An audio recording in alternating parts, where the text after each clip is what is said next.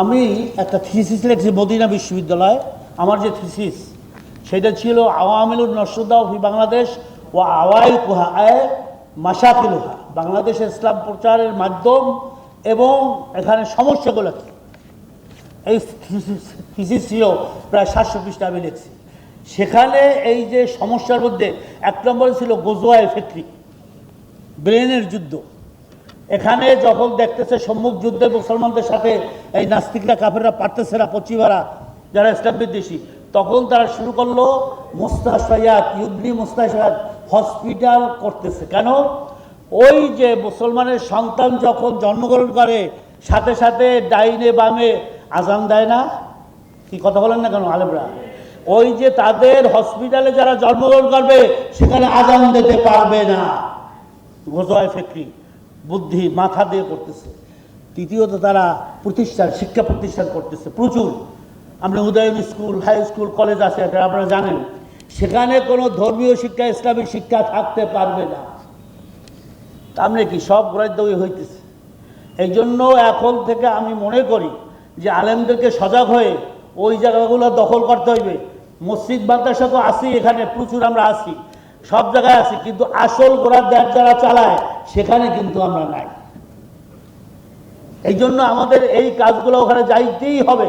ওখানে আমাদের সব জায়গা, কেননা আপনার আব্বাজান রহমতুল্লাহ রেখে একজন জিজ্ঞাসা করেন সাংবাদিক, হুজুর এখন যদি আপনাদেরকে ক্ষমতা দিয়ে আপনারা চালাইতে পারবেন, চালানোর লোক কোথায়, কারা চালাবে? সেই সচিব সাহেব, আপনার জয়েন্ট সেক্রেটারি, অতিরিক্ত সচিব থেকে সব দেশ আপনারা চালায়, এই উপদেষ্টা মন্ত্রীরা চালায় না। আজকাল ডক্টর ইউনূস তো অসহায়, তার আশপাশে যারা আছে সবই তো আপনার নাস্তিক এবং সেকুলারিজম এবং বিভিন্ন পশ্চিমা চাপ আছে। এই শিক্ষার ব্যাপারে টাকা দিতে আছে পশ্চিমারা। এই যে গান শিক্ষার শিক্ষক, আপনারা জানেন কিনা, সব পশ্চিমারা টাকা দিতে আছে এবং ইসলামী শিক্ষাকে উঠাইয়ে দেওয়ার জন্য তারা কাজ করতেছে।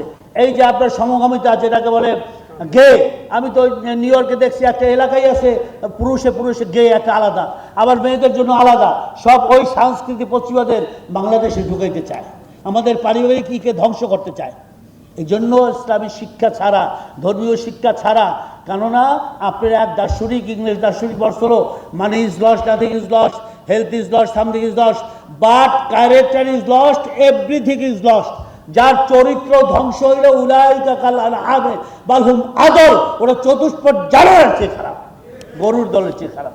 এখন সময় নাই, এই সরকার আছে, তাকে চাপ দিয়েও যেভাবে হোক এই বাধ্যতামূলক আমাদের ধর্মীয় শিক্ষক নিয়োগ দিতে হবে প্রত্যেকটা প্রাইমারি স্কুলে, এটার কোনো বিকল্প নাই।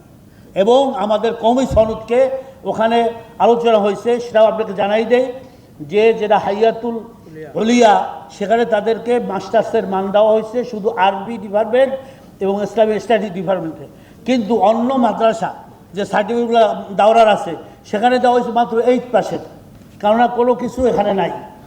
আপনি দেখছেন আমরা 350 ধর্ম মন্ত্রণালয় থেকে দিছি, বিজ্ঞপ্তি দিচ্ছি নিয়োগের, সেখানে এটা নিয়ে অনেক তর্ক বিতর্ক। প্রথম বিজ্ঞপ্তি আমরা বাদ দিয়ে দিছি, পরেরটা আবার দিছি, আলোচনা করে ধর্ম বলছে মাহবুব ভাই, অন্য যারা আলেম ওলামা, বেফাক এবং সবাইকে নিয়ে আমরা বসছিলাম ধর্ম মন্ত্রণালয়ের বাসায়, মন্ত্রীর বাসায়, উপদেষ্টার বাসায়, সেখানে এটা বিস্তারিত আলোচনা করছি।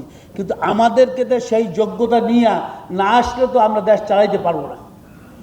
এই জন্য আসুন আমরা সেই গোড়ায় যাই, গোড়ায় যে আমরা ইসলামী শিক্ষাকে আমরাই করব। যারা আশপাশে আমাদের প্রধান উপদেষ্টা আছে তারা কিন্তু একেবারে এই নাস্তিক, ইসলাম বিরোধী, ইসলাম বিদ্বেষী, তারা পশ্চিমাদের টাকায় চলে, তাদেরকে ধ্বংস করে দিয়েছে চরিত্র। এই জন্য এই নাচ গান, আজকের একটা উদাহরণ দিয়ে আমি শেষ করবো। আপনি দেখেন যে যে নাচ গানের দেশে আপনার যেগুলো পড়ানো হয়, সেখানে পঞ্চম শ্রেণীতে, ষষ্ঠ শ্রেণীতে কী পড়ানো হয় দেখেন, নাচ গান। আজি ভালো করিয়া বাজাওরে দোতারা, আজি ভালো করিয়া বাজাওরে দোতারা, সুন্দরী কমলা নাচে।